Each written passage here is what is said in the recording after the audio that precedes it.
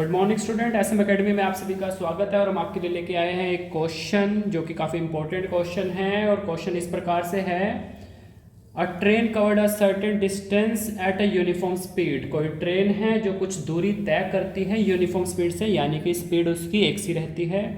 If the train would have been 6 kilometre per hour faster, अगर train की speed 6 kilometre प्रति घंटा की रफ्तार से बढ़ जाए, it would have taken 4 hour less. Obviously बात है, तो टाइम कम लेगी। कितना टाइम कम लेती है? 4 घंटे कम समय लेती है देन द शेड्यूल टाइम। जो उसका शेड्यूल टाइम है उससे 4 घंटे पहले आ जाएगी। And if the train were slower by 6 kilometre per hour, अगर ट्रेन की स्पीड कम हो जाती है 6 किलोमीटर पर आवर, तो ऑब्वियसली बात है ज़्यादा टाइम लेगी। कितना ज़्यादा टाइम लेती है? 6 घंटे ज़्यादा ले जाती है शेड्यूल टाइम पे पहुंचने। तो find the length of the journey. तो जर्नी है जो यात्रा है उसकी कितनी दूरी है, कितना डिस्टेंस होगा। क्लियर है स्टूडेंट? तो अब क्या करें इन क्वेश्चंस पे? ऐसे क्वेश्चन जिसमें हमें कोई वैल्यूज ही नहीं दी होती, तो ऑब्वियसली बात है हम क्या करेंगे, स्टार्टिंग में लेट कर लेंगे। तो आइए ऐसे ही हम क्वेश्चन को अपने आगे बढ़ाते हैं। थोड़ा फील करके कीजिए क्वेश्चन को कि भाई जो चीज़ है नहीं। अब मैथ तो हमें ये ऑप्शन देता है, कितना बेहतरीन सब्जेक्ट है मैथमेटिक्स, हमें ऑप्शन देता है कि हम चीज़ों को लेट भी कर लेते हैं। तो देखिए, let actual speed of the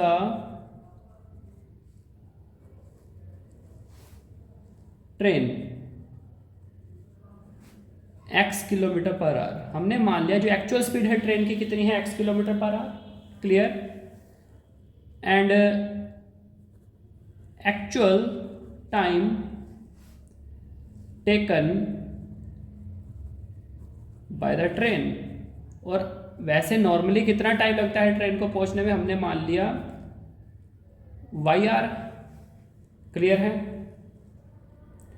तो इसके अकॉर्डिंग अब हमें स्पीड पता लग गई, हमें टाइम पता लग गया, तो डिस्टेंस क्या होगा? तो डिस्टेंस होगा x इंटू वाई किलोमीटर।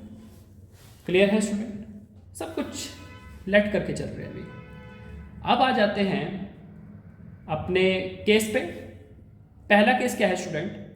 अगर ट्रेन तेज चलती है, कितनी स्पीड बढ़ा दी? 6 किलोमीटर पर आवर। तो सीधी सी बात है, हम अपना इसको केस मान लेते हैं, केस फर्स्ट।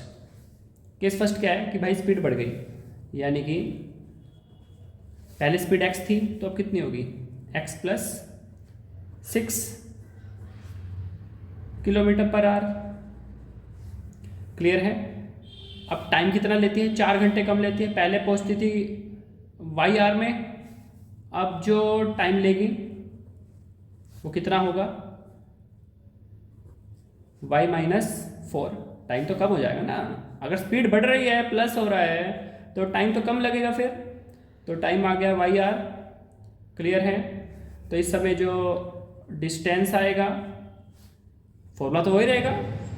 डिस्टेंस का फॉर्मूला क्या होगा? Speed into time.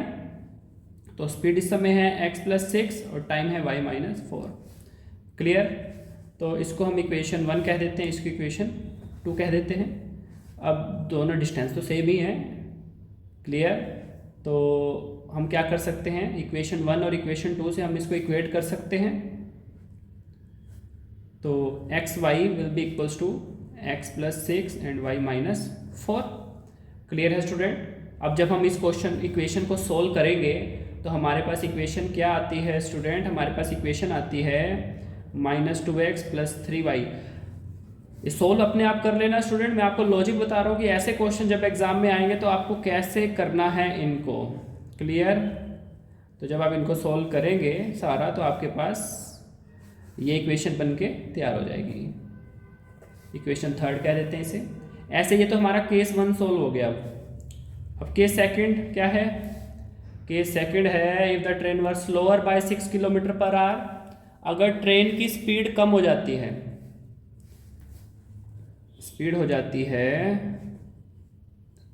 6 kilometre per our less initial speed से। अब स्पीड कम होगी तो टाइम क्या लगेगा? टाइम तो ज़्यादा लगेगा ना बेटा। तो टाइम कितना ज़्यादा लगता है? 6 घंटे ज़्यादा लगते हैं। तो शुरू में y लग रहा था तो कितना लग जाएगा? दिस। क्लियर? तो डिस्टेंस का formula same, speed into time, x minus 6 Y plus 6। Clear, वही सेम ये हमारे पास आ गई इक्वेशन नंबर 4। अब इक्वेशन वही 1 और 4 से हम इसको दोबारा से इक्वेट कर देंगे, सेम प्रोसीजर चला रखा है हमने। तो ये हमारे पास आता है X Y equals to X minus 6, क्योंकि है तो डिस्टेंस है ना, एंड वाई प्लस 6। क्लियर है स्टूडेंट? इसको सोल्व करके हमारे पास इक्वेशन क्या आती है, इसको सोल्व करके हमारे पास यहाँ पर इक्वेशन आ जाएगी x minus Y is equal to plus 6। ये हमारे पास आ जाती है यहाँ पर 5th इक्वेशन। अब हम जब सॉल्व करेंगे किसको, इक्वेशन 3 एंड इक्वेशन 5 को, solving equation 3rd and 5th, ये आप किसी भी मेथड से सॉल्व कर सकते हैं। इक्वेटिंग द कोफिशिएंट जो मेथड है उससे भी कर सकते हैं, और सब्स्टिट्यूशन मेथड है उससे भी कर सकते हैं। तो इसको सॉल्व करके हमारे पास x और y की वैल्यू कितनी आती है, x हमारे पास आता है 30 एंड y हमारे पास आता है 24।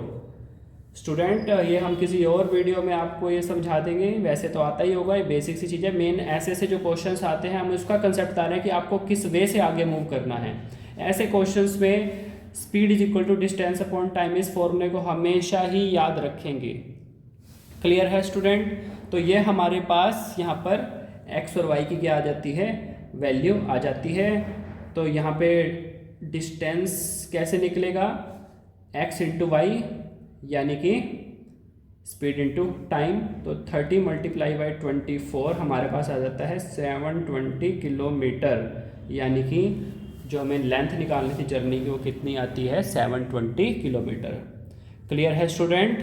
तो इस तरीके से आपको इन क्वेश्चंस को करना है। जब आपको कोई चीज़ यहाँ पर गिवन नहीं होती आप उसको लेट कर लेते हैं। हमने यहाँ पे स्पीड और टाइम को लेट कर लिया, उसके बाद speed is equal to distance upon time से डिस्टेंस का फॉर्मूला आ गया स्पीड इनटू टाइम, वो हमने पुट करा। उसके बाद हमने 2 केसेस बनाए। तो इस तरीके से हमारा क्वेश्चन सॉल्व होता है। क्लियर है? क्वेश्चन वैसे लगता लेंथी है, स्टेटमेंट को ध्यान से पढ़ेंगे पेपर में क्या बताया गया है। अब जैसे स्पीड जब बढ़ेगी तो टाइम, कुछ चीज़ें कॉमन सेंस की भी होती है, अपनी स्पीड बढ़ती है तो टाइम घटता है। कई बच्चे यहाँ पे प्लस माइनस की मिस्टेक्स कर दिया करते हैं, और ये बेसिक फॉर्मूला मैं यहाँ पे लिख देता हूँ। ऐसे क्वेश्चन में जो यूज़ होता ही होता है, फॉर्मूला क्या है हमारे पास, speed is equal to distance divide by time. ये आपका जो फिजिक्स में फॉर्मूला यूज़ होता है वो यहाँ पे भी फॉर्मूला यूज़ हो जाता है। क्लियर? तो ये फॉर्मूला याद रखें इसके अंदर, और जो बेसिक हमारी टेक्निक्स होती हैं उसको थोड़ा सा याद रखें, थोड़ा अपने कंसेप्ट क्लियर रखें, तो क्वेश्चन कोई करना ये बहुत बड़ी बात नहीं होती। क्लियर है student? Okay, thank you student.